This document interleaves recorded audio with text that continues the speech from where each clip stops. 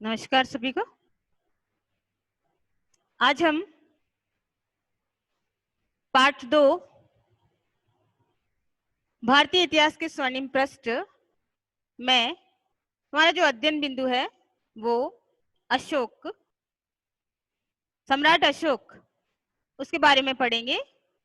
अशोक का शासनकाल माना जाता है 273 ईसा पूर्व से लेकर 232 ईसा पूर्व। अब अशोक के बारे में विभिन्न विद्वानों की अलग अलग धारणाएं हैं। कुछ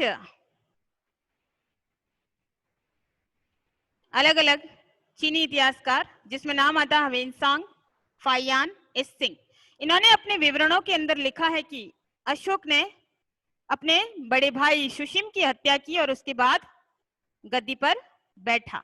वहीं पुस्तक जो दिव्यावदान है, दिव्यावदान के अंदर भी इसी बात का उल्लेख मिलता है कि अशोक ने अपने बड़े भाई सुशिम की हत्या की और उसके बाद वो गद्दी पर बैठा। तो इस प्रकार से अशोक अपने भाई सुशिम की हत्या करने के बाद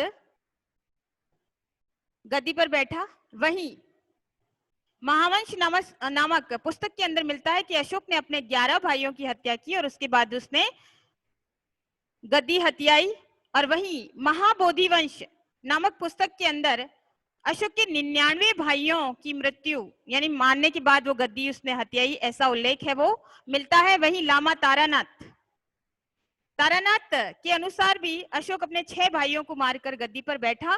तो विभिन्न पुस्तकों में विभिन्न विवरण मिलते हैं, लेकिन फिर भी हम कह सकते हैं हमारी पाठ्य पुस्तक के आधार पे कि अशोक ने अपने बड़े भाई सुशिम की हत्या की और उसके बाद वो गद्दी पर बैठा। अशोक, कह सकते हैं कि अशोक मौर्य शासक बिंदुसार का उत्तराधिकारी। अगर हम अभिलेखों को देखें तो अभिलेखों के अंदर अशोक को देवानाम प्रिय और देवानाम प्रियदर्शी के नाम से भी जाना गया। देवानाम प्रियदर्शी या देवानाम प्रिय का अर्थ होता है देवताओं के समान सुंदर, देवताओं को प्रिय लगने वाला। तो ये उल्लेख है वो में मिलता है अभिलेखों के अंदर, जिसमें अशोक को विभिन्न नामों से पुकारा गया है। और अशोक का अगर हम साम्राज्य देखें तो अशोक का साम्राज्य काफी विशाल था, काफी बड़ा था। उत्तर में अशोक का साम्राज्य अफगानिस्तान तक, उत्तर पश्चिम में अफगानिस्तान, दक्षिण में कर्नाटक तक फैला हुआ था।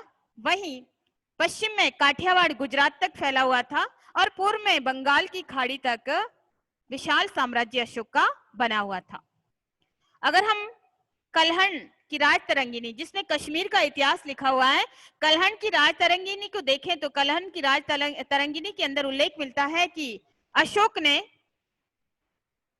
वितस्ता नदी के किनारे श्रीनगर नामक शहर या नगर बसाया था, जिसको श्रीनगर, आज भी श्रीनगर ही कहते हैं हम, तो श्रीनगर अशोक ने बसाया था। और वहीं नेपाल के अंदर ललित पत्तन नामक स्थान की स्थापना उसने की है। इस प्रकार अशोक का यह है हमारा सामान्य परिचय।